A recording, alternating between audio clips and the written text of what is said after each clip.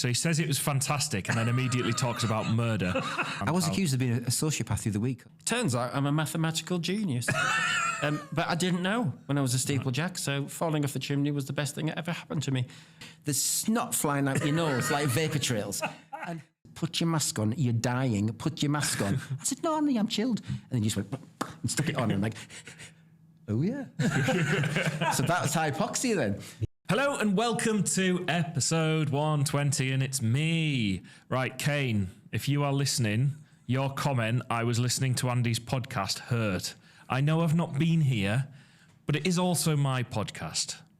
That's your first reel of the day, Alina. Kane. So yes, I am here. I've been all over again. Hi, Andy. Who are you, sorry? I'm your other co-host. But apparently it's Andy's podcast. So, well, I do most of the podcasts on my own now. Recently. That isn't been deliberate. Welcome back, my friend. Yeah, thank you. You've been very busy, haven't you? I have. I went to Bournemouth. Bournemouth. Was it sunny? Well, put it this way. Yeah, it was. And I was actually like, I couldn't have gone any further because the sea was Very 100 true. metres away. So I would have been straight in there. So, so down to Bournemouth and back last week. Events. I was at the theatre. Wakefield?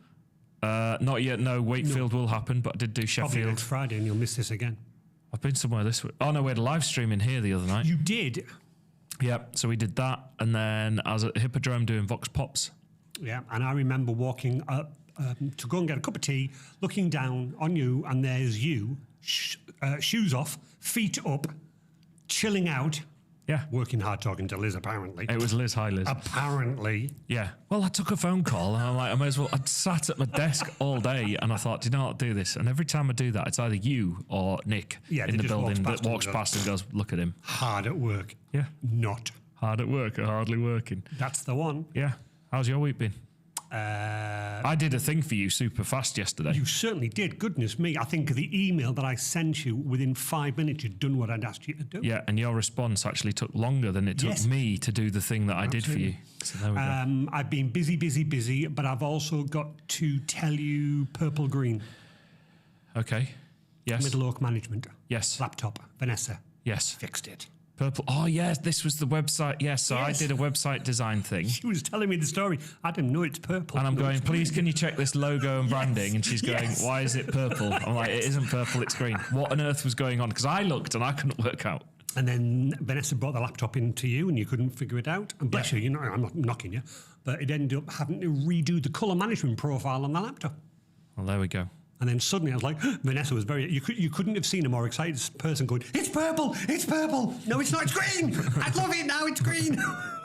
And that was a very special one where I was like, It was. the logo is not purple, it is definitely It's green. definitely green. No, Adam, I'm looking at it and it's purple. Have you ever encountered that problem before? No, probably the very first time I've had to redo the colour management on a laptop. Very odd. There we go. Very odd. There's something wrong with the laptop, so I had to compensate it, but that's what the colour management profile. I went, I know how to fix it. She was very happy. There we go. So am I. Yeah. now the logo's actually I green. could not for the life of me understand. Right, I've brought a guest in. You certainly have Sat a next legend to in you. his own lunchtime. Yes, we've mentioned him a few times. Actually, he's been mentioned in probably most podcasts. Yeah, no. Quite a few. Quite why. Yeah. No, one was Why you because money? of Yeah. our friend, the car coach. Yep. Adam Gray came in. Yeah, he knows you. Yeah, Yeah. So, and we talked about that the week after. And then I've talked about some stuff. Can't remember what we've done. We've done a lot. And I've actually been working with Ian for quite a while. You have, which And is do you why know, I said- first met Ian when I was 16. And Ian was doing, will it have been PR or will it have been for the paper? Ian was doing PR and he was doing PR pieces on very skillful rugby players in my rugby team. Right. He wasn't as interested to talk to me, but he'd come down and take our photos and then we'd appear in the paper. So normally Ian's known as the man from the paper, but actually he doesn't work for the paper. And So shall we get him to introduce himself? Yes, please introduce yourself. Right, I'm Ian Lamming, journalist, PR person. I've been doing it 42 years. I've just No, you're realised. not that old. I know, I can't believe it. I must have started when I was like -10. It's just ridiculous. 42 years, yeah. Started on the dizzy heights of the Ripon Gazette. Oh my goodness. Which is really odd actually, because I was a bit disappointed. Well, I'm not disappointed. It was quite hard to get into journalism. So I was on my 85th application when I finally got a call. And I'd applied to the BBC graduate training programme and got rejected. And Trinity Mirror's graduate training programme got rejected. And then the Reuters graduate training programme got rejected. And then I ended up on the Ripman Gazette. And you know what? It was the best thing that could possibly happen. Because I think in my first week, I was doing a lorry that came off the A1, went straight into the River Ouse at Borough Bridge. I had to go out there with a photographer. I was doing a murder of some poor old deer that got murdered. Oh, bless. By the way, I'm just going to caveat this before you continue. So he says it was fantastic and then immediately talks about murder. Just to qualify, Ian isn't meaning that the murder was fantastic. No. What it is it stretched his journalism skills. I just think we need stretched my journalism skills. Yeah, I think we need to caveat it though, because sometimes you go, it's a great story, and we're going to get into what's a story and all of that, okay? Because I think people need to understand. I was accused of being a sociopath the other week because they said, what's the best story you've ever done? Oh, it was a brilliant one. It was the Twin Towers. 3,000 people died. And I thought, maybe I should have dressed her up a little bit better. But then at the Ripman Gazette, so you've got horrendous lorry crash, you've got murder, horrible, sad. And then a sheep show, Massam Sheep Fair. So that was the variety of stuff that you got working on a weekly paper. So it was absolutely awesome. Well, there you go. How old were you then when you started that? 21. Yeah, straight out of... I just got my degree from Sheffield in history and then just started applying for jobs all over the place. And I used to send them off. It was letters in those days. And I used to send all these speculative letters off. And, I'd send them off in batches of 15 and 20. And I used to get envelopes, like batches of 15 and 20 envelopes dropped into the letterbox. And then I'd open them and there'd be 15 and 20 rejections. And then it's nice they wrote back to you, though. Yeah, they did it. They hadn't invented the ghosting thing. And then quite a few of them said, we've nothing at the moment, thanks to your interest, we'll keep you on file. And then one of those actually panned out. So I was in Leeds shopping with my girlfriend at the time, and this bluff Yorkshireman rang up and said, where are you, lad? I said, I'm in Leeds shopping with my girlfriend. Right, Leeds, that's 40 minutes. Get to Harrogate now. And I said, but I'm in my jeans and my T-shirt. I'm not bothered, lad. And then I went through there and he just talked about himself for 2.5 hours. And then I went, oh, thanks very much. And he went, right, I want to see you next week, suited and booted, to meet your chief reporter. So I thought I got the job. And I went back a week later and the swine absolutely grilled me over an open flame. And I came out of there thinking I'd blown it. So 85 rejections to get to that point, and then I fell at the last fence. And my dad did give me a lift to Harrogate, and he said, how did it go? And I said, it was absolutely awful. He just grilled me and he asked me all these stupid questions and I couldn't answer them. And I've blown it. My one opportunity, I've blown it. I got home to Darlington and I walked through the door and my mother was smiling at me. And she said, how did it go? And I said, it was blooming awful. I was in a right grump because I'd been steaming about it for 45 minutes. And I don't know what you're laughing at. She says, you start Monday. That was it. And I turned up in Harrogate and it was a lovely office. I mean, a friend had just sent me a party yesterday. I was really lucky to always work in nice places. And the office for Acron newspapers was just down from Betty's in Harrogate on the street. Great, yeah. It was fantastic. I had been applying to like Birmingham and Nottingham and all these other godforsaken places. And I ended up in Harrogate looking out on the street. And he plopped this petite typewriter on the desk and a big pile of press releases and just went, get on with it. And I remember I thought, oh, right, okay. So I took you couldn't type in those days because nobody did keyboards apart from like his secretaries and stuff. And I remember sitting there with this petite typewriter going, with his press release going, T. Speed typing. And then I'm going like, where's the H? And he stood over me and he just went, oh my God, you're as slow as an old cart horse. I might not have made the right decision here. Sorry, Mark. Sorry. Yeah, but he was a really good bloke. So typewriters were the thing. We've got a few in the room here. We've done the history of the typewriter. You could tell if I was to go on a keyboard now, like I've got a MacBook Pro, you could tell I was a typewriter boy because I hammer the keys. Absolutely. I bet you had to in those. So journalism must have been in your blood to go on that. Was it always something you wanted to do? Well, it's kind of a bit ironic. Age 13, you start to look at your options, don't you? Whether you're going to go sciences or whether you're going to go arts. And so my mother was having that conversation with me. And she said, well, what do you want to do in life? I said, well, I don't know, but I know what I don't want to do. And all my family, brother, father, uncles, aunties, they all worked for a supermarket called Hinton's, which is going back a bit. Gosh, I think it became Morrison's eventually or something. And, I did I was a Saturday lad at Hinton's, up Yarm Road, which is now Greg's.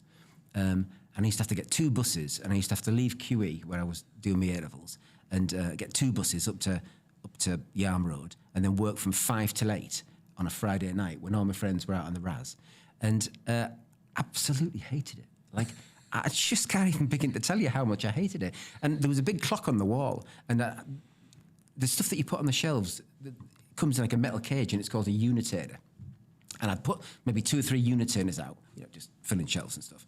And then I'd think, oh, it must be 7 o'clock by now. And I'd look, and I'd think, that clock must be broken. It's only 5:05. So I'd been there 5 minutes, and it felt like 3 Already hours. thinking, I want to go home. Yeah, and so then my dad was a bit strict, and he said, you can't burn the candle at both ends, so you've got to come home at 8 o'clock. You get home about 8:45, have your supper, go to bed, because you'd have to get up the next day for work at Hinton's again, 2 buses, Hinton's until 8:30 until 5:30. That was the longest of my life. I used to volunteer for, do you need anybody to go to the post office? Just to escape the building. So at that point, I knew I just wasn't suited to flying a desk. And my mother, she was a Whitby girl, and her best mate was a woman called Jean Rook, who used to be the first lady of Fleet Street, used to work for the Daily Express. And so I said, look, I don't want a predictable job. I want a job that I can go into. I just don't know what I'm going to be doing when I turn up at the office. I want to be able to wing it. I don't want to work 9 till 5. I don't want to work Monday till Friday. I just want something that's going to keep me interested. And she went, oh, it sounds like you want to be a journalist like our Jean. So I thought, oh, great. Nepo baby. Yeah, straight in on the Express. Hopeless. Never give me anything, any help, any advice, nothing. It's absolutely hopeless. But at least, I suppose, the germ of an idea was there. Yeah, I think that's the key thing, isn't it? You had that somewhere in your life where you could go, oh, maybe that's the right way. But the other irony is, when I had this first interview with Mark Ashley at Ackrell's, he said, right, lad, what do you read? I went, no, reading. No, I don't read. Well, books? No. Novels? No. Autobiography? No. Newspapers? No. A comic? I said, oh, yeah, I used to read the Beano. I said, but my mother stopped it on my 16th birthday because she said I was too old for it. But pretty much, no, I haven't. So I never read anything, never read newspapers, never read them since. Don't like reading. So when I was born in Bishop Auckland, and at 18 months I went to live in Middlesbrough in the 60s. Now, this isn't a slight on Middlesbrough, but the air quality in Middlesbrough in the 60s wasn't great. And it was kind of yellow and smelt of eggs a lot. Yeah, there's stories about putting your washing out and it'd come. Yeah. That's why we call them sluggies. Yeah. That ripped into my lungs, and I got childhood asthma, and I was just ill all the time. I was ill every other week. I was ill and off school. And every time they went back to school, you were catching up. And it must have just been a key time. So words are not easy. So what do? I take a history degree and I become a journalist. But I don't like reading. I don't like reading out loud. I don't mind winging it. You can stick me in front of an audience, I can wing it. And talk Well, he to does the it every cows. day. Absolutely. Give me a script to follow. Absolutely hopeless. A primary school kid would be better than I am at reading. And I've done that. I had to do I had to host when I worked for the NHS as a media consultant. I had to host an awards thing, and I thought I was just going to wing it. And they gave me a script to follow, and I'm just kind of following the words under my finger. And the winner is... It's a hard skill to do. People don't necessarily always realise when the compare role, the MC role, absolutely. it can be so difficult for people at times. And it's like, especially if you're being given a script and you've got to do it, it's like, read that information, but do it in a way that looks like you're not reading that information. Correct. And that is such a challenge to do. I know to say no now. Unless I can wing it, I won't even do it. I worked in Hong Kong, and I was trying to get out of newspapers and trying to get into TV because I've always loved TV. And I went for a screen test at TVB Pearl, and all of a sudden I just appeared on about 1 million screens. And all I could think was, oh my God, isn't my nose shiny? Okay, so I didn't realise you'd done the Hong Kong stuff. Yeah. You call yourself a friend. Yeah, I knew. you know I know why? you did a screen test, but I didn't know that you were. I tell you why. Sub-editor over there. I'd run out of Branston pickle. And this is a silly person that I am. I'm a bit random. So I had this lovely, comfortable life living in beautiful Harrogate. And I was training. So I'd done the reporter thing. I'd qualified. I was a senior journalist, and they asked me to go into subs. So subs are the guys that they kind of edit the copy, they lay out the pages, they write the headlines. It's sub-editing as a job. You're not under the editor. Sub-editing is an actual job. So I was working in subs, and it was a great crack. The people that worked there were brilliant, and we used to have a real laugh. So I'd go in there at 9 o'clock. It was a bit of an office job. Go in there at 9 o'clock, sub until lunchtime, walk home to my little house in Harrogate, stick on the news, watch Neighbours, and eat a cheese and pickle sandwich. And I'd run out of Branston. And I just looked at this cheese sandwich, and I thought, oh, my God, Lamming, you're 24 years old, and you're living a middle-aged life. And this sandwich, without Branston, is a metaphor for your life. You tedious git. You need some pickle in your life, is that what you're telling me? So I literally went back and resigned. Wow. Did you? All over I a went back cheese and sandwich. resigned. And I sort of ran my brother, and I said, oh, what a job's like in Hong Kong. And he says, oh, there's loads of them, mate. Just send us your CV. So he circulated my CV in Hong Kong, and I went to see him on holiday for a fortnight. And going from 85 applications to get my first trainee's job, I got offered 3 jobs on the first morning. It was just ridiculous. I could have been a crime reporter on the Hong Kong Standard, a sub on the Hong Kong Standard, or a sub on the South China Morning Post. And I made the biggest mistake of my life. I went for the money because there was a big disparity between the reporter's job and the sub's job. And I went for the money. Imagine being a crime reporter in Hong Kong with the triad and all that. Would have been, and corruption and all Gang that. culture. Would have been just off the scale fantastic. But I went for the money, and I didn't really enjoy the job. So one day there was a plane crash at Kai Tak Airport, and every fibre of my body was screaming to get out there to report it. And I had to sit in the office and sub a 36-page supplement about the plane crash. And it just killed me, absolutely killed me. So that's why I tried to get out of newspapers then. Also, I worked on the late shift. The South China Morning Post, I was the kind of night editor. And I used to come in at 7:30 at night and work until 3:30 in the morning, and then have to get home when public transport had virtually closed down. Yeah. And the only thing that were going were minibuses that were driven by triad fighters. So there was these guys with like tats, like dragon tats up their arms and down their necks, and I'm kind of sat there looking very English and pale, and I learned a phrase. So because it's always better if you can speak their language. So I learnt this one Cantonese phrase, which was "Yi sap gao," which is "Please stop the bus." And then what was the number? Yi sap gao yao lot goi. That's right, which is "Please stop the bus" at number 29. Like, Well, there you go. yeah. But I didn't live at 29. I lived at 52. But I couldn't say 52 because 5 is NG, which is It's a sound. really, so it would have been ye sap or something. And I just thought it was easy to get off at 29 and just walk to 52, yeah. But then they thought I could speak Cantonese, and they would like, babble back at me in Cantonese, and I'd go, Yeah, of course. Yeah, very interesting. I'm here because I didn't have any pickle in my sandwich. They'd be like, what? Fascinating. So what brought you back to the UK once you were in Hong Kong then? probably, well, I stayed 2 years, and it was an amazing, incredible place to be and work. And being an expat is like completely different. You're so privileged. I mean, you're privileged as a journalist here, but abroad as an expat doing anything, you're really privileged. You get more money. It's just an amazing, there's clubs, you know, we used to have the Foreign Correspondents Club, and it was just an amazing sort of place.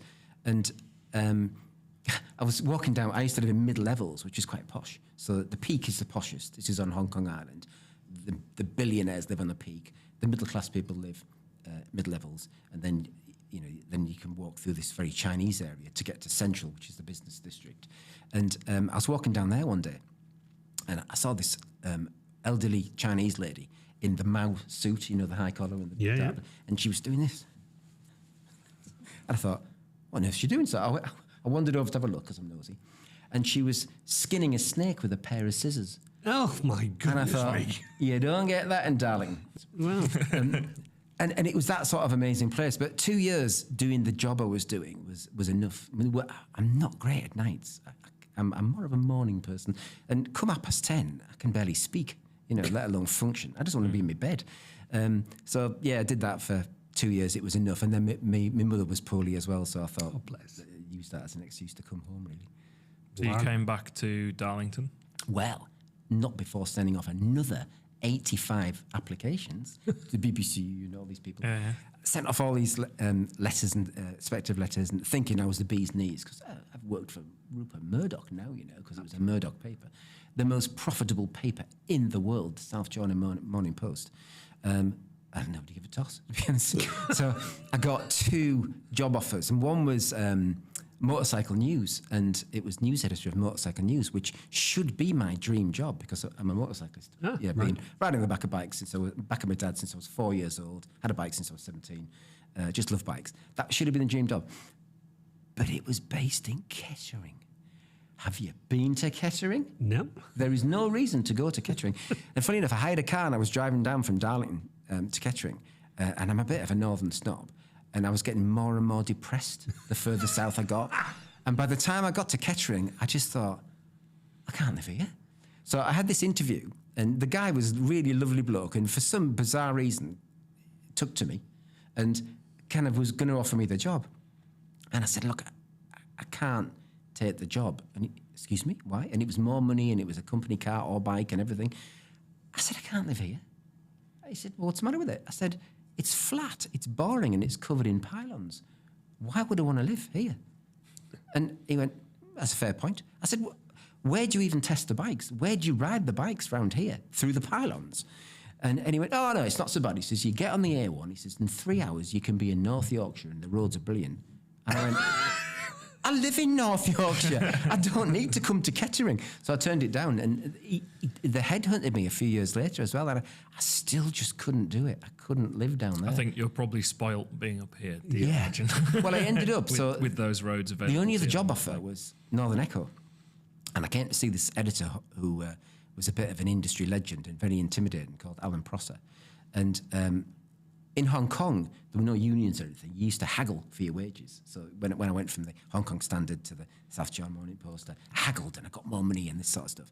And I tried doing this with Alan Prosser, and he just shut me down. It's 12 grand or nothing. And I was like, yeah, I'll take it. Yeah, thanks very much. But so I started in North Allerton office, a district office, and I put in my diary, this was May the 1st, and I put in my diary, if I'm still here by Christmas, I want to know why.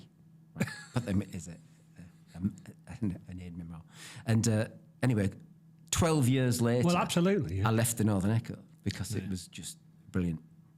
Horrendous money, but the most fantastic work experience of your life, particularly in the districts. We used to have a really good time in the districts because you weren't sort of under the microscope from news desk and stuff. Yeah. So I love that journey. That's brilliant. That's absolutely brilliant. And I think what a lot of people don't see from the outside, they see the news articles going out and this, that, and the other, but they don't see what you're having to deal with. You know, you're talking about pay and the challenges around that and the industry.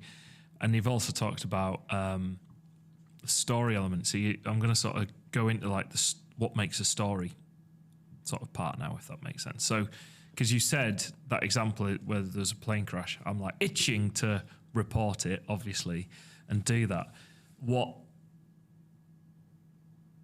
Obviously, you develop an eye for a story, and you do that. What do you think are the key components for a journalist looking for a story? What are they looking for?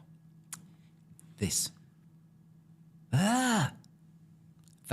It's an internal reaction you get when something happens.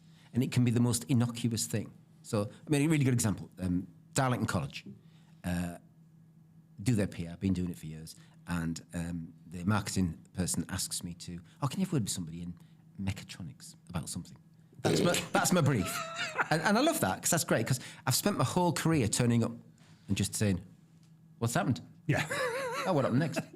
What happened after that? Yeah. Who, what, when, why, where, how. That's all all the questions you'll ever need. It doesn't matter who you're interviewing. Anyway, I turned up to see this guy. I said, to be honest, I said, I don't even know what mechatronics is. Oh, mechatronics, it's a blend of physics and maths. And I said, all right. I said, how did you get into that then? oh, well, I used to be a steeplejack. What? And I fell off a chimney onto my head. And I died. 7 times in the back of the ambulance, I died. And they got me back and they put me in hospital, and I was a bit of a long recovery from my head injuries because I fell 40 feet onto concrete, onto my head. And I'm scribbling away thinking, this is great. Poor poor man. This is right. Yeah, that's the difference. That's though, the right? difference, Yeah, though, so isn't it? some people are like, what? And you're like, but from a story Story point of perspective, view. Yeah. and people being able to hook into that and understand it, they suddenly become a lot more interested, right? Yeah, and then he says, you're looking for key phrases, and It's funny how life works out, really, because it turns out I'm a mathematical genius. But I didn't know when I was a steeplejack, so falling off the chimney was the best thing that ever happened to me. and so you're looking for sort of lines like that, and it was just amazing. And his parents had taken in number puzzles and stuff like that, and he was just a whiz, and he'd never done it before. So they didn't realise he had this brain that functioned like a mathematical genius. Wow. So stuff like that out of nowhere. Incredible. I mean, there was another girl at college, and we're always looking for overcoming adversity. And there was this girl, and she was unusual anyway because she was doing, you'll know this, she was doing an IT course, but not the programming, the actual, Yes. the hard stuff. Yeah. And so that's unusual because a girl doing that's unusual. And then I went along and I said, how did you get involved in this? And well, it was, after my tragedy. And if you don't mind talking about it, what happened? Oh, well, I was, well, it wasn't, it was sort of a tragedy. She says, I fell pregnant, when I just started the course, fell pregnant. And then I was rushed into hospital and, I lost a baby. And then I went home. And then I was given all the same symptoms of pregnancy. And I went back and I said, I'm still giving all the symptoms of pregnancy. And the test checked again and they said, oh, well, you're still pregnant. And it turned out that she'd been pregnant with twins. And one was ectopic, so it was in the fallopian tube. And she'd had an operation to remove that ovary. They hadn't noticed she was properly pregnant, seated properly. And then she had this baby. So that one, I mean, from a PR point of view, that got everywhere. We got it on morning telly, we got it on all the women's magazines. And it was just a fabulous story out of nowhere. And that's what gives me a buzz. When I do talks in like primary schools and stuff, it's like, who's the most famous person you've ever interviewed? And you're like, I'm not bothered about celebrity. I've interviewed celebrities, met celebrities, but they don't impress me like real people with real stories. They're the ones that give me a buzz anyway. It must be, let me say politely and respectfully, it must be difficult because we've obviously got the steeplejack, we've obviously got the young lady suffering the tragedy, you talked about the murder, you talked about... News is always seen as bad news, but bad news sells. How do you distinguish between not wanting to be morbid and saying, oh my goodness me, I've reported that X number of people have died? How do you distinguish it? How do you keep yourself balanced, for want of a better word? Hell, it's been a sociopath, I think. Okay, next question. There's always a positive slant. In life, I've discovered there are two types of people. There's drains and radiators. Yes. And I'd like to think that with 3 radiators in this room, no drains allowed. My friend calls them fun vacuums. Yeah, but when they walk they into the are, room, it's but- like... And I mean, my brother, bless him, I love him to bits, but he is on the drain side sometimes. So if you ask him, how are you doing? He'll go, well, not so bad. Yeah. Never good. No. That's his peak. If he's not so bad, that's his peak. And it's just a mindset, isn't it? It's not you're like, well, I'm always super smashing, lovely and marvellous. chipper. I think we have developed, especially in the UK, a bit of a saying where we say, "Oh, I'm not bad." Yeah. We never say, I'm great. People, you often ask them, "How are you?" Yeah, not bad. That's like a common, and it's like it's an interesting. I always start with, I'm chipper. But it's an interesting phrase that we seem to use in society Yeah. to say, well, Yeah. I'm not saying I'm good, but I'm not saying I'm bad. Yeah. It's self-fulfilling with that.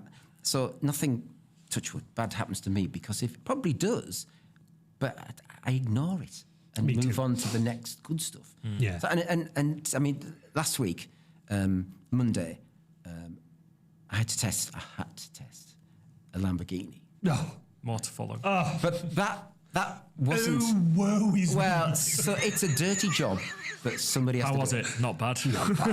So, and but that wasn't enough for me because I'm already factoring in, right, where am I going to test this Lamborghini? Because I had to collect it. So if you were a drain, hey, you know what? I had to go and pick up that blooming Lamborghini. They used to deliver them, with a full tank and you'd have them for a week. Now you've got to drive down to Leeds and pick it up and you've only got it for a day. So that's the drain. Me, I'm getting a Lamborghini. I don't care how long I've got it for. To be honest, after I've had it for a day, I've had enough anyway. Because I'm fickle. I want to move on to my next car.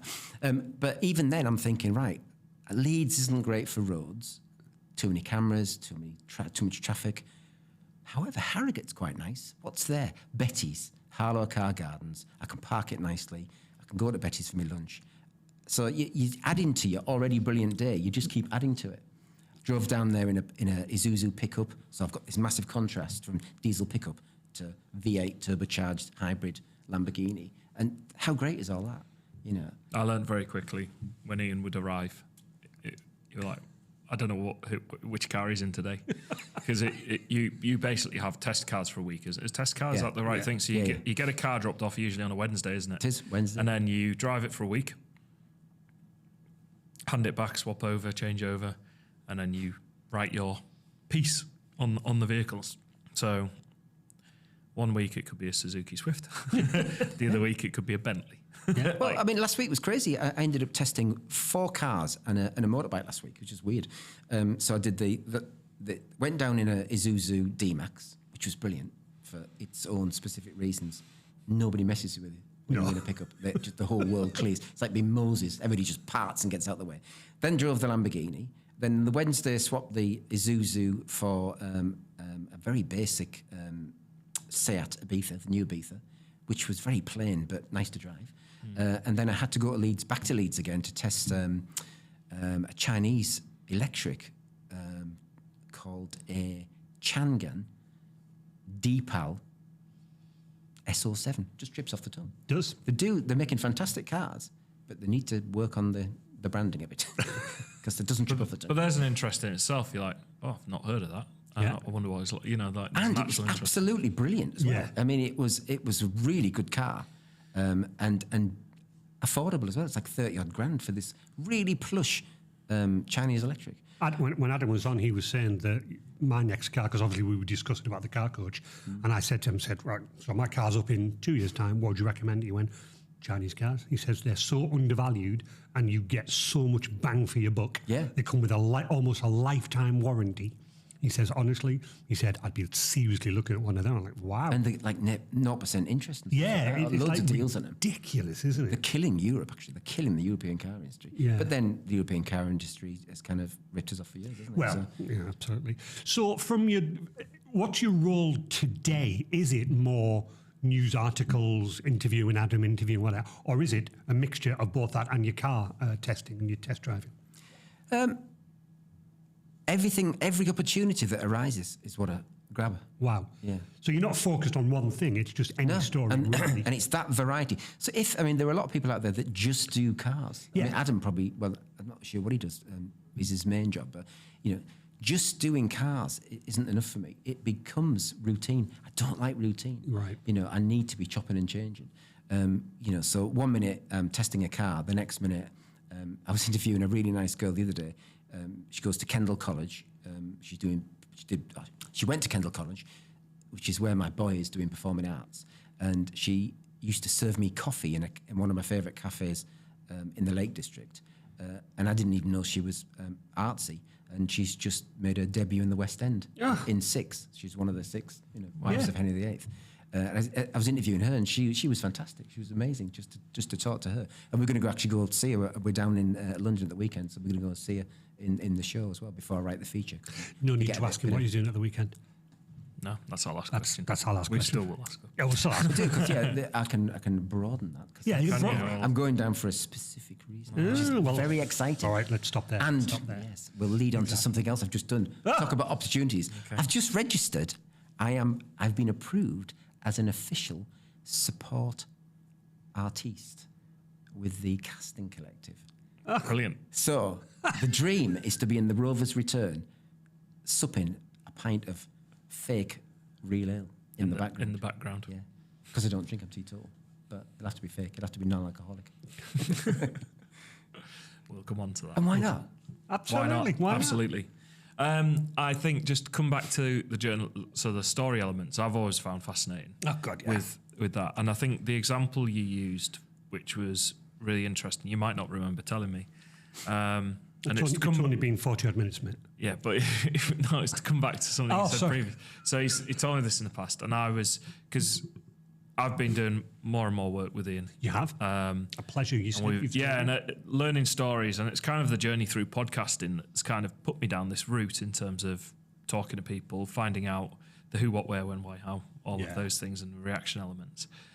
They're so good because quite often you get, for the PR side, it's like, hey, promote this. Buy tea. Yeah, and it doesn't really work in that sense. You need a story. So the example you used with me a while ago was when you were working on the news desk and there was a car accident on the A66. Again, it sounds horrible, but the way Ian phrased it was really good, and you might want to jump in and correct me. It was, we need to get a reporter down to the scene to report the scene. And I think just come back to, how do you balance it in this, that, and the other? It's based on public interest. So is this of interest to the public? Not where, people have used the term vampires and all this sort of stuff with journalists. It's like, no, is this of interest to the public? Will the public want to know about this? And that's usually the measuring stick on whether things are covered, all right? So you said you dispatched some reporters down. But it's not just going, hey, there's an accident. You said you wanted to interview the various people that were supporting the recovery effort. Do you remember the example I was on about? The A66 was a campaign road. We were campaigning to get it dual carriage. Dualed. And so if a chicken crossed the road on the 66, it was a story. Yeah. Anything, just so you could, refresh the campaign, get it in the public eye again. But I mean, this particular one, we'd had a tip-off from the fire brigade that there'd been a bad smash. So you knew it was going to be a good story. It was on the A66, which was a Fix the 66 campaign road. And I gave it to a certain reporter. And I'm guilty of this myself, and I'll give a good example of why I was as guilty of this as he was. He couldn't be bothered. So it was about 3:30. And he just picked up the phone. And I'm like, what are you doing? I'm just going to, get the story. I said, well, you need to go out there. I'll just get the story in the phone. And the photographer came back and he showed me the pictures. What was left of this car would have fitted on half of this table. Bless. Right. And he came back and he said, it was nothing, that crash. It was just a non-injury RTA. I said, just come with me. And then I showed him what was left of the car. And I said, the fact it's a non-injury RTA, is that now a miracle escape story? And he went, yeah, sorry about that. I'll go and do a proper job. And then he came back all full of himself and said, that was a brilliant story, Turns out he was a Newcastle United football player. At which point I nearly beat him to death with a wet copy of the Northern Echo. But to be fair to him, I did the same thing. It always happens, 3:30, 4 o'clock on a Friday, and you can't be bothered because you're looking forward to the weekend. Absolutely. There was a bus crash on the A19 that led to the most bizarre story of my career, and I did the most perfunctory job. So I picked up the phone, rang the police, rang the fire brigade, rang the ambulance. They said, it's a fatal. I did about 6 paragraphs and went home. And it was a splash in the Evening Gazette the following day, and I got such a roasting because I'd done a really poor job on it. And then it transpired, because there's a process, there's a crash, there's a death, so then there's an inquest, and there may be a court case, so there's a process to follow.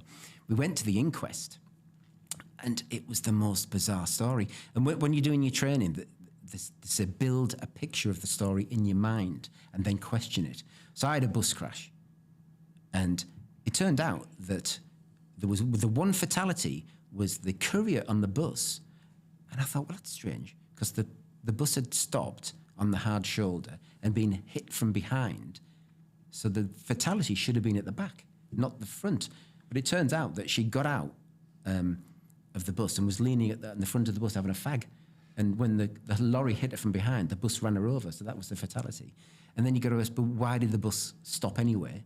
And they stopped illegally because the drivers had a parcel for each other. So they ran across the dual carriageway to hand a parcel over. So he got done. But then you've got to ask, why did the lorry, it was a potato lorry, why did the lorry crash into the back of the bus? And you can forget to ask these questions because they're too obvious.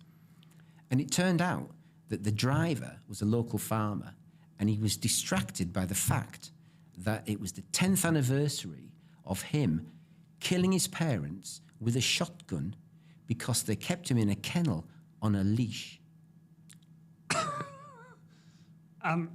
Go figure, right? And I did the worst job possible. I did 6 parts on that and missed all that amazing story. And I managed to mop it up later and make amends. But that was a massive lesson for me, not to do a perfunctory job, I tell you. Just incredible, isn't it? Yeah. You couldn't write some of the stuff we come across. So couldn't write it. you wouldn't, because that's the thing. You see the headline, a crash, an accident, and a fatality. Tragic mean, story. it is, Horrible. But then it kind of makes you go, without unearthing those facts and this, that, and the other, you wouldn't necessarily. It's so things can be so much more than what they seem. I think is probably the nice way to summarise it. And that can be with the PR stuff that you talked about there, where you've had stories where they've suddenly said, oh, and I did, the steeplejack, and that led to him discovering he was really good at maths. That's incredible. You've always got to think that there's an obvious beginning and an obvious end to a story. But then what happened leading up to the start Of that story. of the story? And what happened, say there's a fire, and you've done the fire story, but what about the people whose home is completely gutted? What are they going to do next? Where are their clothes? Where are their pots and pans? Where are their, so you've always got to go beyond the obvious. Yeah, so what have the community done to help them? to help them, What's been the absolutely. reaction by people? Do you feel as though, as a nation, we are morbid and we like... Oh, definitely. Yeah. I mean, you can see it from popular culture. We love horror stories. We love murders. We love detectives. It's our nature to be macabre, is. I think, yeah. And again, do you... trying to keep a distance... I mean, obviously, that story is horrific. People died, which obviously that... But you've got to report that story, haven't you? Because otherwise, how do we know these things? It's up to... You need to keep perspective. Yes. And again, it's positive. It's a positive mindset. That is tragic. Tragedy happens every second Of course it does. every day, all over the world. Yes. You can't let it get to you. And to be overly upset is self-indulgence because you don't know the people, you're not involved, and you're wallowing in self-pity that isn't yours to wallow in, to be honest. Yeah. And the flip side is, I'm glad it wasn't me. As tragic as it is. Oh, absolutely. It should keep you cheerful. You're not dead. I went to a crash on the A19, which was horrendous because I got there really early, and it was a notorious black spot. It was the Black Swan Crossroads, kind of Thirsk sort of area, Stokesy sort of Thirsk area, and this vicar and his wife had gone across the junction and been hit by another car, and their car had exploded into flames. When I got there, everything was black, and I was looking in this car thinking, oh my God, they're still in the seats. And there was just these blackened like husks of people, So you do see horrible stuff, but you can't let it get you down. If it bothers you, don't do the job. But I Go do suppose that's something where, else. by reporting on the story and sharing it, hopefully something might be done about Like it. the black spot you Yeah, were saying. exactly. Yeah, you yeah, do get yeah. stuff done. Yeah. And there is value in that. Is it your driver? Probably not. You do it because you love a good story. But also, you're not generating those stories. These things are happening. Yeah. And all you're doing is reporting on Yeah, them. and you're not judging either. I mean, No, absolutely. We do Yeah. crisis management now, don't we? And the clients are very judgmental of the press, even reporting the story. But you're shooting the messenger. Yeah, so here's a kind of probably a juxtaposition. You've said, are we a bit morbid maybe in our outlook as society and this, that, and the other? And I think you hear the press coming under fire all the time. Yes. Okay, politicians say, the term mainstream media gets used a lot as if that's a negative thing. There are things and checks and balances that are in place. So like IPSO, there's regulations and things that are in place for mainstream media, basically. So it is regulated. However, it is a free press, meaning that, you can Freedom operate of speech, freely. absolutely. Yeah. So the question I suppose we need to ask ourselves as a big story is, whilst we might, the sad, it's like all these sad news stories. I stopped watching the news in lockdown because I was, the news started with how many people had died each day. And I was like, actually, I don't want to know. that's not helping me, right? Like just where I was feeling, I was like, I don't really want to hear that at the moment and this and the other. So I'd often drift started, at first I'd hold on to every bit of the news, and then I was like, actually, because it was a bad time, there was all these things. But then you had good news stories like Clap for the NHS and things like that being covered as well, and you learn about those things. The question comes down to public interest. So I think the bigger question we need to ask ourselves is our public interest as society more skewed to the negative news stories? Is probably. But also, it doesn't. We've had this before. Andy, Ian, and Adam have a great podcast. Is not like selling news, is it? Horrific as it sounds, and I don't mean to judge it, but if there was a crash somewhere and somebody was fatally, wounded, then that's more of a story than a nice story. So again, where's the balance? Because one of the things Adam said about there, at this moment in time, and I'm not being judgmental of anything with the Iran thing, I switch off the news because I'm like, I don't want to hear about it. It's all bad news at this moment in time. In the old days, we used to always have to have a balance on a page. So if you had the splash, the main page one lead, if that was a negative story, you'd always have to have a light story underneath, or the main picture would be a light story. But it's gone too far the other way, and it's wrong. The perception's wrong because, as an example, I was having to do some PR for a school in Darlington. Some keyboard warriors got to work slagging the school off because they'd introduced a new menu, and the kids were starving, and they were having to lob food parcels over the fence. This is the story. And the Sun picked it up, and the Echo picked it up. So they asked us for a comment, and I checked with the school. I said, what's happening with your food? And he says, we've dropped sugar and carbs and replaced them with fresh vegetables, fresh meat, properly prepared by our chef. Because there's clear evidence that what you put in the children helps the brain development, and what comes out is better for everybody. It's a great story. And so I went back to the reporter and I said, it's not really that. I said, it's this. And he says, I'm still going to run it. He says, because I need the clicks. I said, all right. So normally you do maybe a couple of paragraphs denial from the head teacher. And I thought, it's not enough this time. So I wrote 650 words about how amazing the food was, the nutritional value. I sent 8 pictures with it of the chef preparing all this stuff from scratch. And to the credit, the press ran both. And they ran them next to each other. So I went back to the reporter. And funny enough, the Sun, who was so lazy, they didn't even do the story themselves. They actually quoted the Northern Echo. They told the Northern Echo in the Sun. I think, oh my God, what is going on with reporting? I went back to the reporter and I said, I'm just interested in the clicks. I said, how many clicks did it get? I said, how many clicks did the negative story get?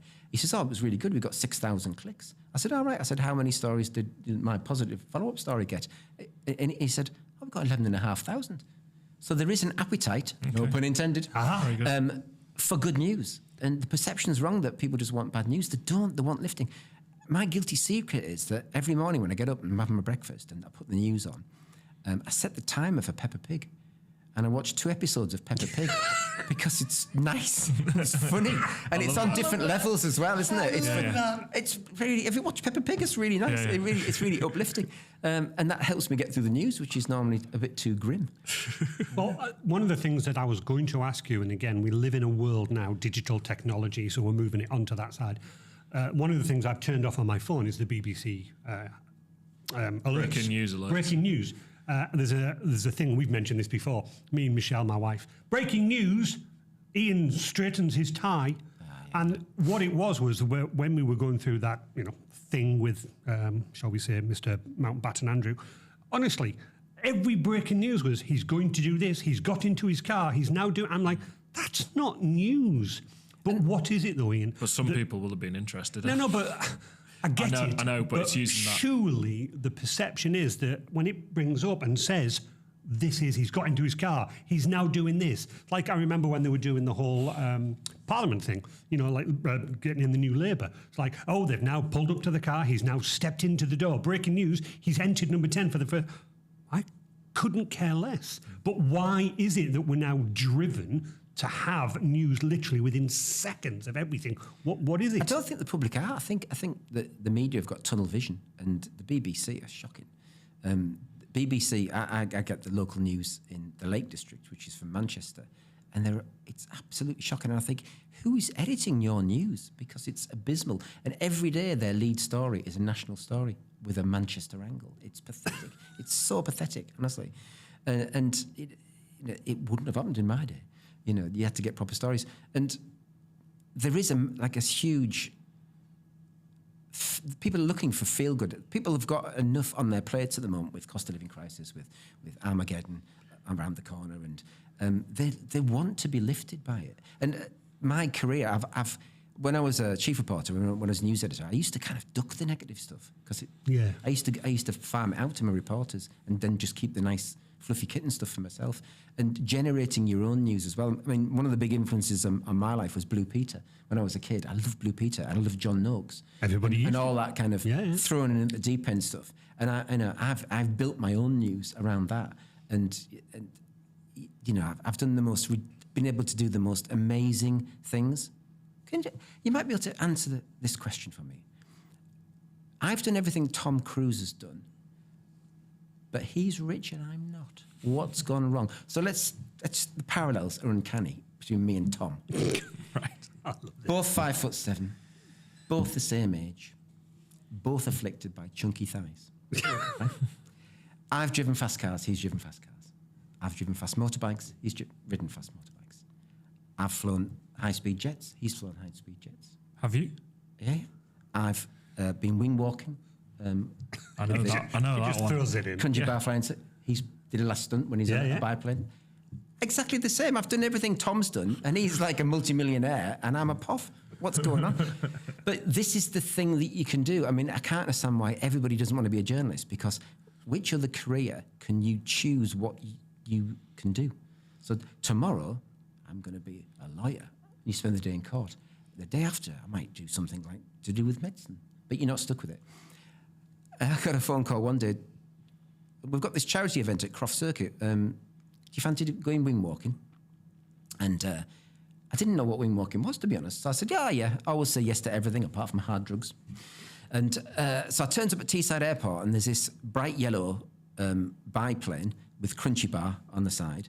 And I'm given this red leather flying bonnet and badly fitting goggles like this, and a little thin cotton flying suit, and I'm told to get on the plane. So I start to get in the back seat. Where are you going? That's the pilot's seat. I said, oh, sorry, so I didn't realise it. So I went to get in the front seat. Where are you going? I said, well, where's my seat? And he went, up there. I'm not kidding you. On the top of the plane, there was what is best described as a Zimmer frame, right? And I had to back into this Zimmer frame, and then I had a belt about that thick, just like I'm wearing my trousers. And I wrapped that around myself, and I had two little leather toe hoops. You just stick your toes in there. And I'm like, okay, this is... So I've got me badly fitting goggles on, and me red, I look like some sort of like First World War demented pilot. And then we took off. So the prop goes, and you're in this bit of a breeze, and he goes off down the runway, and he takes off, and he gets up to about 80 miles an hour. So you're now in an 80 mile an hour wind. Yeah. Right? And you're your eyes are streaming because your goggles don't fit properly. There's snot flying out your nose like vapor trails. And then you fly over Croft. And they said, oh, when you get over Croft, he says, don't just stand there because it looks really boring for the crowds. Can you try and wave? Right. So I'm in an 80 mile an hour wind. And I was absolutely frozen as well because I had no gear on, just like my normal clothes and this little thin cotton suit. And I remember thinking, does marrow freeze? Because I am absolutely frozen. Anyway, I thought I'm building up to a wave. So I went for a wave, and I went... and my arm went sort of back, and I couldn't get it back. It was stuck in like the airstream, and I'm going like this. It was the longest wave of any wave known to man. And then he pulled my arm out my shoulder socket. So that was really good. That was really cool. And then I covered a story at RAF Leaming, which is a tornado fighter base, and it was the Bishop of Ripon was going up, and he had this great quote. He said something like, "Oh, it's one way of getting closer to God." You know? Yeah. So I love that. And then I thought, I didn't know civilians could go in RAF fighter planes. I wonder if I can. Yeah. So you start to, you're a bit Machiavellian doing what we do. So you start to plot.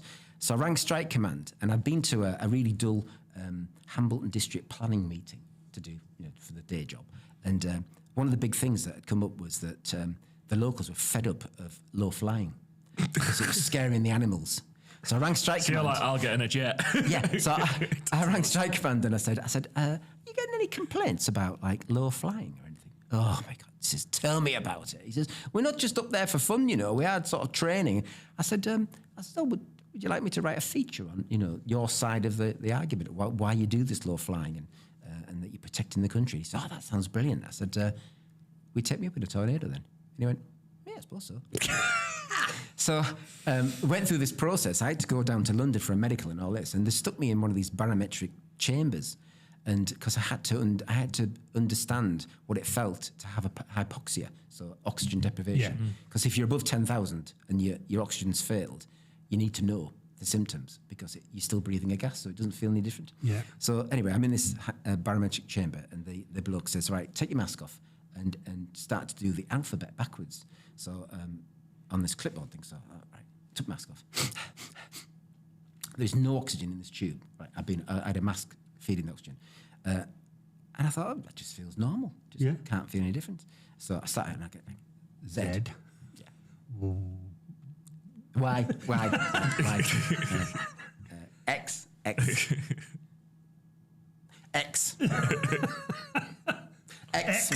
And I'm going down the page now, completely out of it, right? And I didn't give a toss, honestly. You could have sawed my leg off without any anaesthetic. I wouldn't have cared. And the bloke says, right, put your mask on. I said, no, I'm fine. He says, no, put your mask on. I said, no, trust me, I'm fine, trust me. He says, put your mask on, you're dying, put your mask on. I said, no, I'm chilled. And then he just went and stuck it on, and I'm like, oh yeah. So that was hypoxia then. Yes. So anyway, they took me out, a few days later, I went out in the jet, and it was around the time of Top Gun as well. So I was like, I was Tom Cruise again. Yeah. I even had my haircut like spiky like Tom Cruise, and I was like, yeah. And I posed for pictures, and I had all the gear on, all the flying suit and the helmet, and I'm listening. I thought I was brilliant, right? And we got in the plane, and he says, right, I need you to do. The pilot says, it's a 2-man aircraft. I need you to do a few things. I want you to put the squawk onto 175, and I'm like, pardon? The squawk, put it 175. How do I do that? It's in the control panel in front of you. You've never seen so many buttons in your life. Like there was just a million buttons in front of me and screens and everything. And he says, oh, it doesn't matter. He says, we'll just fly blind. He says, just keep a lookout for other aircraft. I'm like, oh, that doesn't sound too. He says, can you at least put the radar on? And I said, well, where's the radar? He says, it's a screen in front of you. I said, well, there's 6 screens. Ah, it doesn't matter. We'll just have to take care. So then the canopy came down and we got onto the runway, and I'm like looking cool and giving this to the cameraman and like, and then he took off. Oh my God. He took off on this. Now I'm used to acceleration, but it's like, yeah, definitely. And then he sort of just, and I thought, wow, hell, that was quick. And then 15 minutes, we're looking down on the Cheviots. So we're kind of near Scotland, and I was thinking, oh, he's done well there. And then I just heard him say, I'm just going to hang in a quick right. And he just went, whack. Oh my God. It was like being hit with an iron in the face. And it was just, we started pulling G, and G affects all of your body. So it affects this fingernail, your earlobe, your eyeball. Everything is just mashed like you would not believe. And then he levels out and it disappears like that. It hits you like that, it disappears like that. And you've also got these G pants on to stop the blood going to your feet. It squeezes your legs, and they blow up. They go, and you're like, oh, that's tight. And then we flew off over the sea, and he says, right, he says, we're at 200 feet, and we're doing 200 miles an hour. I'm just going to kick in the reheat. And I thought, I don't even know what that means. And it was like Star Trek. It just, the whole world just went, and it just became an utter blur. And I was like, oh my God. And my heart's thumping. And then he says, oh, I just need to get a bit of height, sorry. And he pulled back on the stick, and we shot up like a rocket. And we got from 200 feet to 20,000 in 11 seconds. And then he rolled at the top. And I was just hanging in my straps, and all the kind of pebbles off my shoes were floating on my face, and I was like, it was, and I felt so ill. But they threatened me. If I was sick, I had to buy a crate of beer. Nobody gets a crate of beer out of me. So I was the same colour as my jumpsuit. I was green, and just felt so bad.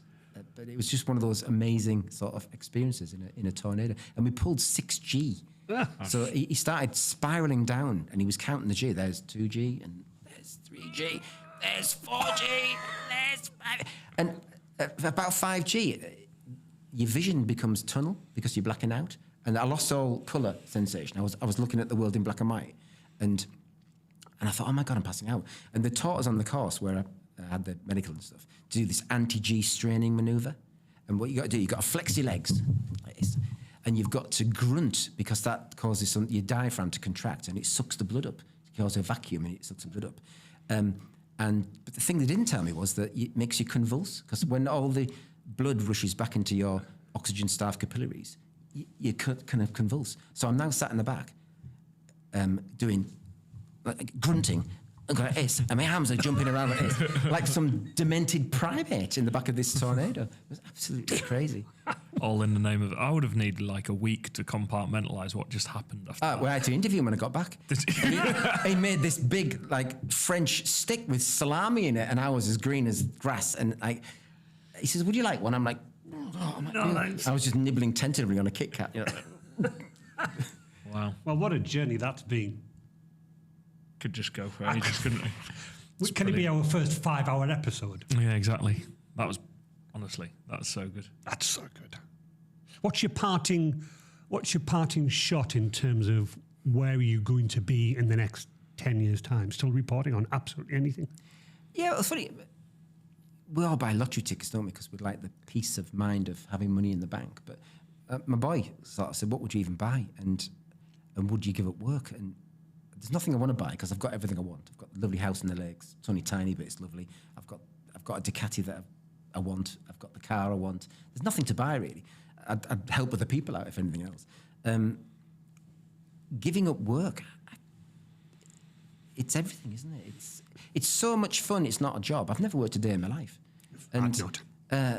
Why would you want to give that up? Absolutely. So you go on as long as you possibly can, given we live in an ageist society and people don't want to work with old people. No. So I work with him, so I have to. You call me old. Baby. I could be his father. Yeah, got a bit far, I might be though, his father. No, I'm not. So, yeah, why would you want to give that up? Absolutely. And you can't. I've got a friend, Peter Barron, and he's the same. It's just who you are. And you always love a good story and you always love being part of whatever's happening. But it is true. Oddly enough, I had speaking to somebody the other day. I won't mention the name, but you're right in terms of what it does. We as an IT company, when the phone rings, it's typically a user with a problem because they're obviously ringing us up going, something's broken.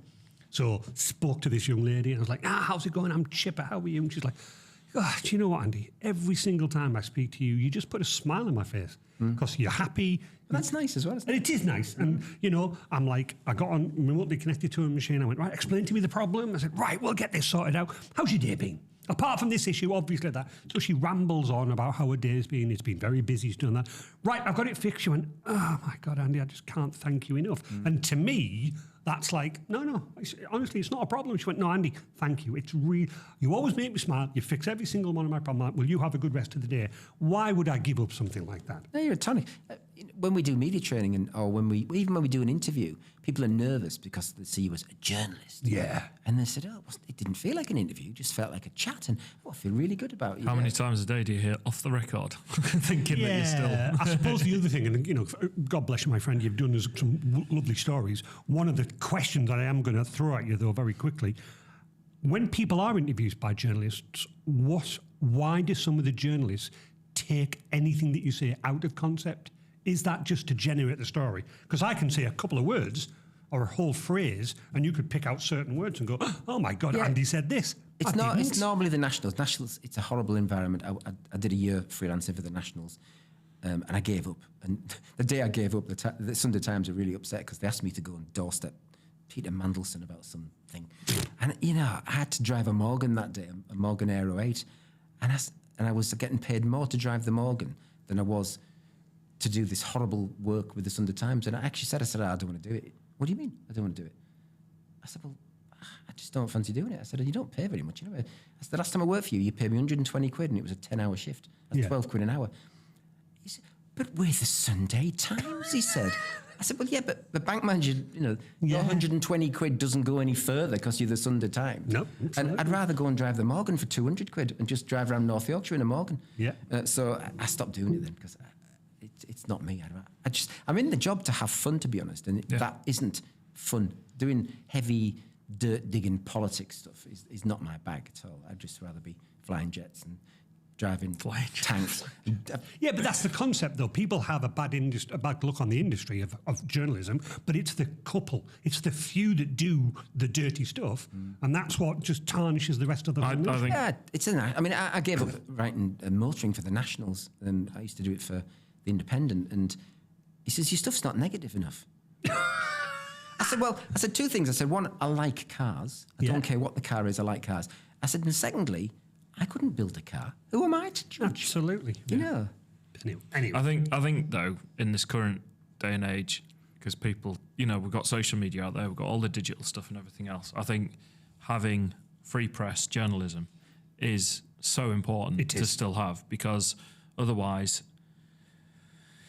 like, reporters should be working to the code of conduct and this, that and the other, and upholding the standards. Obviously, it's up to each individual publication and journalist to make sure that they're working to those standards, but at least the standards that are set. And I'm like, social media and the ability to, like, we're self-publishing this, for example. The ability to self-publish is out there and everyone can do it. And I think you've got to draw the line somewhere. People talk about the mainstream media are only covering X, Y, and Z. It's like, yeah, but a lot of individuals are also covering X, Y, and Z and other things, and they might not doing it in a fair and balanced way. Yeah. Journalists, the ones I've met, they're not always, they're not necessarily coming with an angle as such. They're kind of often, the cases I've seen, they're going, here's some facts, here's some information, what have you got to say about it? If you look at Facebook, Margaret from down the road has got the best view of everything. It just depends on honestly, that's what I'm saying. The media are okay. It's social media. It's just social media is causing some so toxic. It's just and ill-informed. And I'd say it's how, in fact, it's how we interact with social media is the issue. Definitely. As in we, as in society, as in. I heard a really good example the other day. Someone go, back in the day, you'd do letters to the editor. Hello, sir, I totally disagree with your coverage of X, Y, and Z. Yours, Angry from Darlington. Yeah, whereas now what happens on Facebook is, hey, you expletive. Yes. I hate you.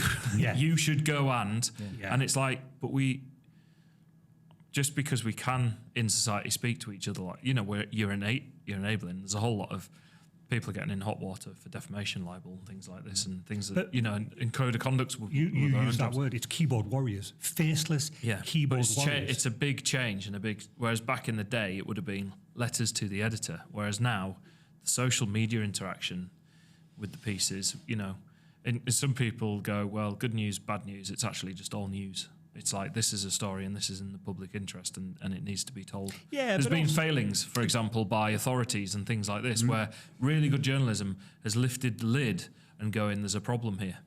No, I agree with you. Yeah, they do a lot of good. They do a lot of good. I think the problem is you do not get the people understanding the full facts, and you will report something on social media, and I know what you're talking about, even though the story might be great, or even though you will get the one person on social media, and the comment is just a it's like, how dare you put that? You don't even know, and yet we've also seen stories where that person has then been hauled over the coals, and even when we had the, bless the riots in Middlesbrough and stuff like that, people going, I'm sorry, I just got swept up by it. I'm like, no, you don't get swept up by it. You literally, if you're sat there at a keyboard about to go like that, I'd go, stop, think. Would you say that to their face? Do you know the full facts? Well, no. Well, what are you doing then? But apparently nowadays... Well, it's because you can self-publish now. Yeah, and that's what I'm saying. So anyway... But I'd say that is the argument why you need journalists more than ever. Yes. To make sure that at least standards are being upheld somewhere and things are being delivered now. Well, absolutely, because if you think about all of the things in the early days, back in the 80s when all of that phone tapping and stuff like done, they did get hauled over the coals and they did get fined. Yeah. And the regulations changed because of it. Correct. So, yeah, you're absolutely right. We all come round in a circle. But listen, Ian, fantastic story. I'm literally, because I'm friends with Tom, I'll be emailing him and asking him why. Why? You know, why? Why have you got, dear Mr. Tom? If I ever met him, I would ask him why he dubs the sound of a 4-cylinder motorbike onto an obvious twin motorbike. As well, 'cause it irritates the hell out of me. He should know better because he rides bikes. Why would you go when it's a twin? It's a BMW. It's got 2 cylinders. But that's just me. That. I think he's just summed himself up. I love that. So our last question is, what do you do? What are you doing that weekend? But we know. But expand. Weekend, taking the boy for.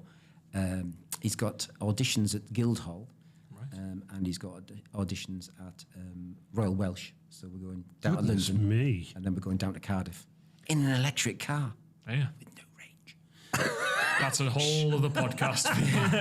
I'll have a word with Adam on It's you. got an amazing sunroof. This thing, it's got yeah. a glass roof, and you press a button, and it all goes and goes like frosted.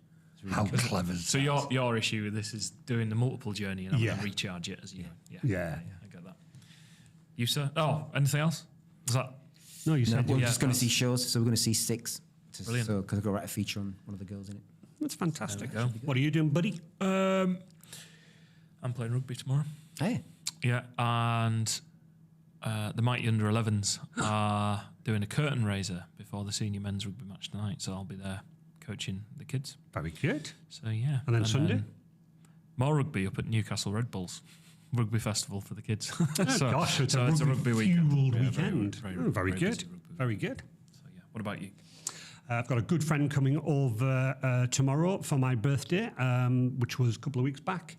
My lovely family bought me a light gun for my arcade machine.